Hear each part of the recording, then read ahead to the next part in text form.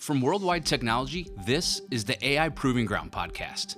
On today's episode, we're at a turning point in cybersecurity. Not because of one breakthrough or one breach or even one conference, but because the forces shaping the field are converging in ways we haven't seen before. These days, nobody wants an AI science project. We want it woven into the way we detect and mitigate threats. But unfortunately, the bad guys seem to be moving faster. Risk and compliance frameworks are scrambling to keep pace, and identity, human and machine, has become the new perimeter. And through it all, the fundamentals we've relied on for decades still decide whether innovation makes us safer or more exposed. On today's episode, we're diving into the trove of conversations we had with colleagues and friends at Black Hat, held earlier this month in Las Vegas. These are unique insights from some of the most influential voices in cybersecurity, and what emerges is a picture of an industry wrestling with both its potential and its vulnerabilities, and deciding in real time how to move forward. So stick with us. This is the AI Proving Ground podcast from Worldwide Technology. Everything AI, all in one place. Let's jump in.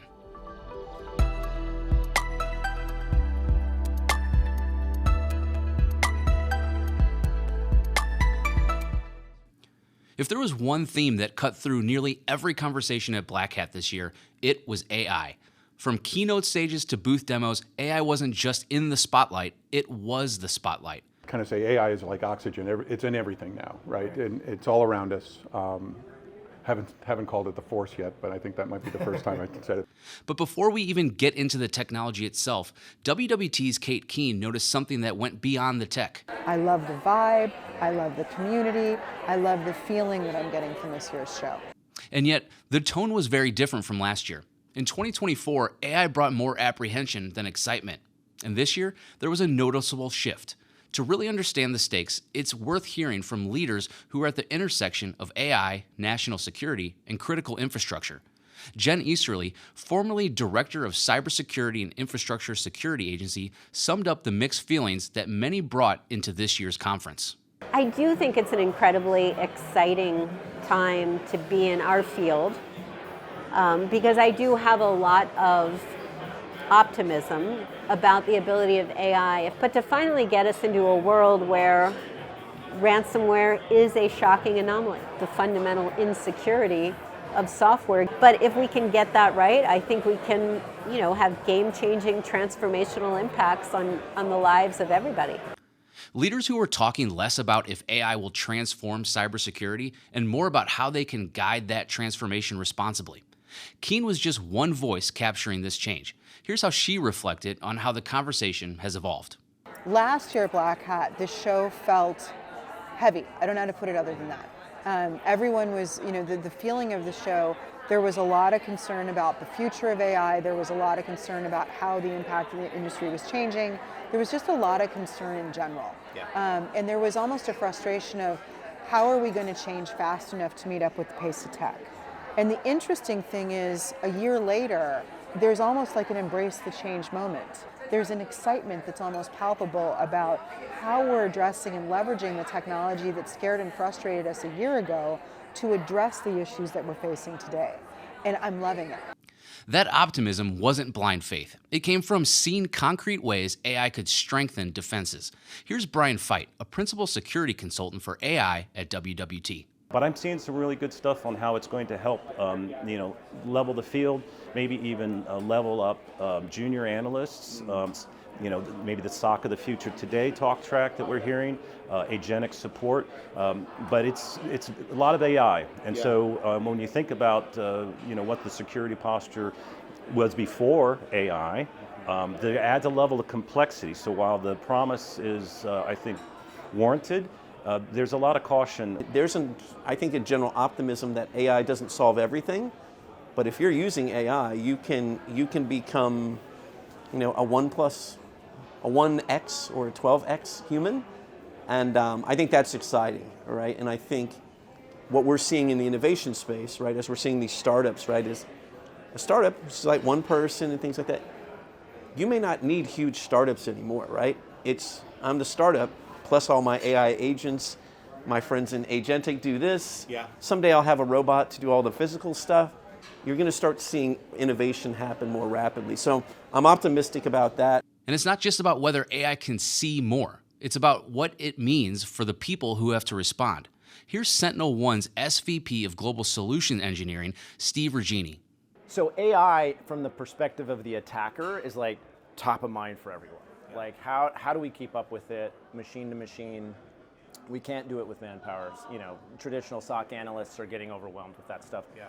But there's also the other half of it, which is kind of like securing the AI and thinking about, you know, there's going to be so much leverage of generative AI, agentic AI, and how do you know it's actually not accidentally doing something that leaks sensitive data or that, you know, allows for some sort of prompt injection that is like obviously a major concern. What if we can fix that with like a more simplified, you know, AI-based approach that isn't about product silos, is about a single pane of glass, more than just a UI though, like an actual end-to-end attack path analysis so that you can prevent some of these bad actors, and I think like probably every CISO on earth is thinking about how to do that, how to leverage that, right? For Rob Joyce, former director of cybersecurity at the NSA, there's a path to success, but it's littered with roadblocks. I am wildly, optimistic about the ability to find and fix bugs at scale, but I'm not so sure that we will then get that software everywhere that it needs to be, because we have so much legacy tech. We're going to have this period where we might see big wildfires of cyber burn down, and then the things we build back up that grow after that will be very secure. The theme of caution came up again and again because the same capabilities that empower defenders also supercharge attackers. Edna Conway put it bluntly: every new agent, every new AI-enabled process becomes a new identity to secure. Each of those agents will have independent identities. How are we managing those identities as opposed to other identities? And if you do it right, agents have capacity to do anything in an environment. I think the limitation is only what we can imagine what they can do. Edna's a former Microsoft and Cisco Chief Security and Risk Officer, now advising the public and private sector on risk, compliance, and AI governance. But it's not just technical risk. Easterly also sees identity risk in the context of a generational shift. My kids' who's going to grow up in a world of being an AI native, right? We're all AI immigrants. These agents are going to be things that, are just taken for granted. Shannon Wilkinson, CIO and CISO of the Finley Automotive Group based out of Las Vegas, has been sounding this alarm for some time about a quieter consequence: losing our ability to think critically if we treat AI as an oracle instead of a tool. We're basically turning over our wisdom and our knowledge and our critical thinking over to AI, and just kind of throwing in a prompt and trusting what the AI outputs. Like, our kids will never learn how to struggle through problems. They miss out that kind of critical thinking development if they just rely on AI from an early age. And for some industries, AI's promise is tangled with layers of compliance. For instance, in financial services, simply claiming we use AI can trigger months of regulatory scrutiny. Here's Christian Horner, a principal system engineer here at WWT. You come to the table because AI is basically transforming how you protect and how do you protect AI. But at the same time, the risk organizations inside these large firms are very concerned about data classification. But if Copilot gets access to regulated data and provides it to an unregulated user, right, huge compliance issues. Fines, reputation. Badness. So while the tone at Black Hat was more hopeful than last year, the message was clear. AI isn't a magic bullet. It's a powerful force, one that must be harnessed with care, governance, and a deep respect for the risks that it carries.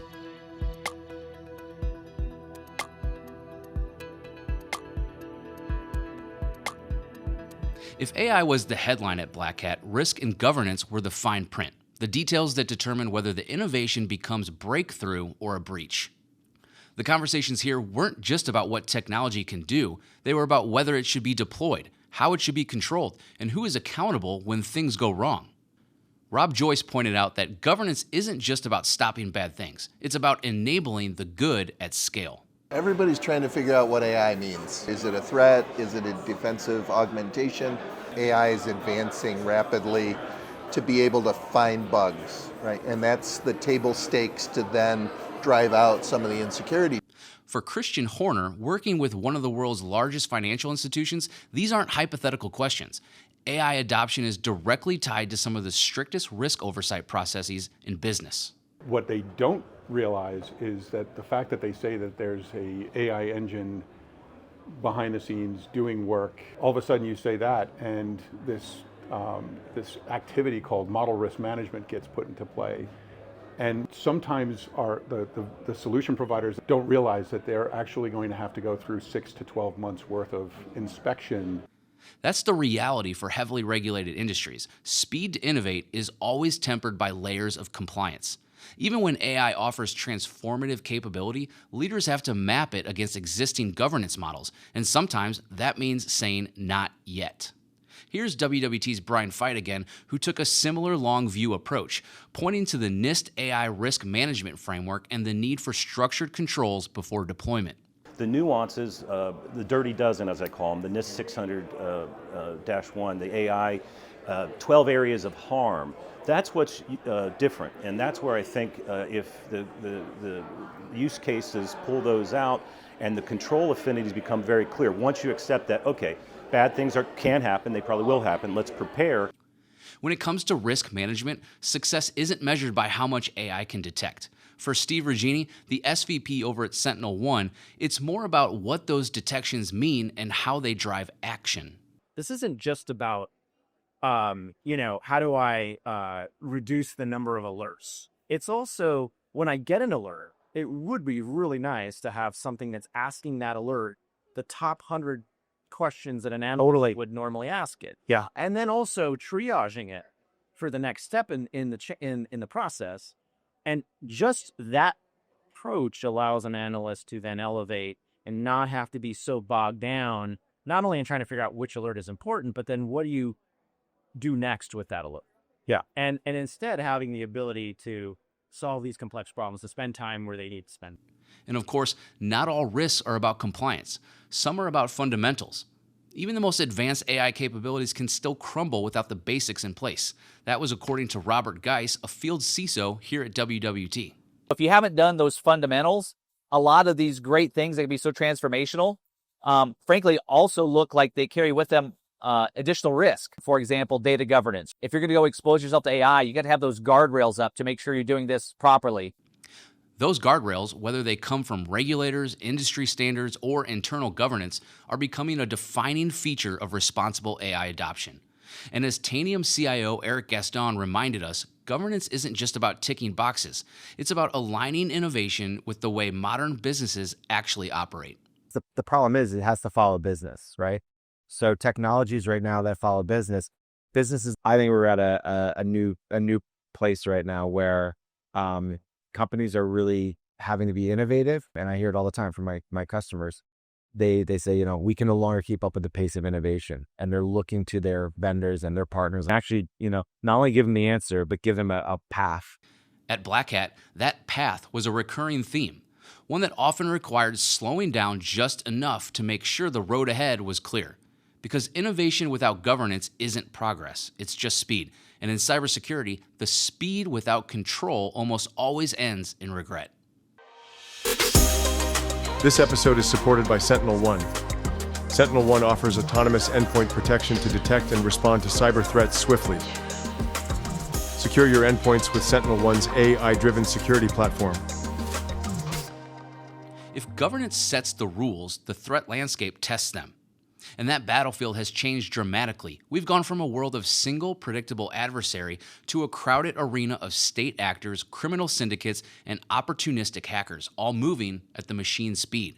Here's Rob Amizkua, Chief Revenue Officer at Forescout Technologies. He framed it through the lens of constrained budgets and multiplying adversaries. Security is a place where trade-offs are very dangerous. One thing you trade off, that's the one thing that's probably going to get you. The velocity of the problems, they're getting faster. And I think we've got to really kind of come together and stop trying to solve our individual niche problems, and we got to become a force multiplier for these guys. That urgency isn't just about working better together. It's about recognizing the game itself has changed. The battlefield is no longer a handful of well-known adversaries, it's a sprawling, ever-shifting swarm. One of the most urgent fronts in this fight? Identity. As Edna Conway pointed out earlier, AI agents, IoT devices, and other non-human entities are multiplying, and each one needs to be authenticated, authorized, and monitored. Each of those agents will have independent identities. They can do anything. But do you send your child off and say, go with wild abandon, here's $5,000? Or do you say, use it sparingly, perhaps don't use it to purchase things that are illegal? Brian Feit warned that if organizations can't get human identity right, they'll be unprepared for what's coming next. For every human that you have in your organization, you're going to have an automated process or 2 or 3. So it's going to be 1 to 10. So if you can't handle the human identities, how are you going to be able to handle the machine identities at scale? So it's really, identity is absolutely the new perimeter, and your weird machines are already living with us. For all the cutting-edge tech on display at Black Hat, one truth kept surfacing. Without the fundamentals, nothing else really matters. Patch management, visibility, access control, these aren't nice-to-haves. They're the foundation everything else is built on. Chris Schwind, another field CISO here at WWT, sees it clearly when talking to CISOs about where to start. If you haven't heard AI in the last 5 minutes, you have your headphones on. There's a lot of discussion about AI. But I think some of the problems are still the same. It's risk, right? It's risk. How do I just patch the things that are most risky? How do we get the visibility into things to make decisions? That warning from Brian Feit isn't just about what AI can do, it's about where security success really begins. Because no matter how advanced the technology, SentinelOne's Steve Regini said it's only as strong as the foundation it's built on. That visibility extends beyond endpoints and networks. It's also about knowing where your data is, how it's classified, and who has access. Because as Rob Geis emphasized, without data governance, AI can quickly become a liability. If you haven't done those fundamentals, data governance, if you're going to go expose yourself to AI, you got to have those guardrails up to make sure you're doing this properly. Guardrails aren't just technical, they're cultural. And culture is what determines whether these fundamentals are enforced every day, not just written in a policy binder. Technology may dominate the headlines, but people remain the beating heart of cybersecurity. That was clear in conversations about workforce development, from getting young professionals into the field to helping seasoned experts adopt new tools. WWT's Kate Keene reminds us that cybersecurity has room for every background. There is a place for you in cyber. Raise your hand. If you're interested in security, raise your hand and ask for some training. Literally, there are so many different ways to come into cybersecurity. You know, technologists, there's always something new. There is a home for everyone in cybersecurity. And Sage, a student attendee at Black Hat, is proof of just that. The advice I would give is to be open to opportunity, wherever that may show up. Honestly, like, I got into cybersecurity by just, reaching out to people on LinkedIn, and that's kind of like how I was able to find the opportunities that I've been able to take advantage of today. But getting talent in the door is just one step. Eric Gaston from Tanium pointed out that the right technologies and the right culture can help keep them. Having certain technologies in your stack or in your enterprise is going to attract that talent. And if the company's not changing and evolving to that, you're going to lose your talent. Okay, so what do we take away from all of these conversations? First, AI is here to stay. We probably all knew that already, but it's important to recognize that AI is changing the rules for both attackers and defenders. The opportunity is real, but so is the risk, and the difference between the two will come down to how well we govern and secure it. Second, identity is the new frontline. Whether it belongs to a person, a process, or an AI agent, every identity is now a potential point of compromise. Managing them at scale is no longer optional. And third, the fundamentals still decide the outcome. Patch management, visibility, access controls, data governance, they may not grab the headlines, but they are what are keeping innovation from becoming exposure. In other words, the tools are evolving, the threats are accelerating, and our ability to adapt without losing sight of the basics will determine where we stand when the next turning point arrives. If you like this episode of the AI Proving Ground podcast, we would love it if you gave us a rating or a review. And if you're not already, don't forget to subscribe on your favorite podcast platform. And you can always catch additional episodes or related content to this episode on WWT.com. This episode was co-produced by Naz Baker, Kara Kuhn, and Amy Ubriaco. A very special thanks to Matt Berry and Kate Keene for their help in securing these valuable interviews. Our audio and video engineer is John Knobloch, and my name is Brian Felt. We'll see you next time.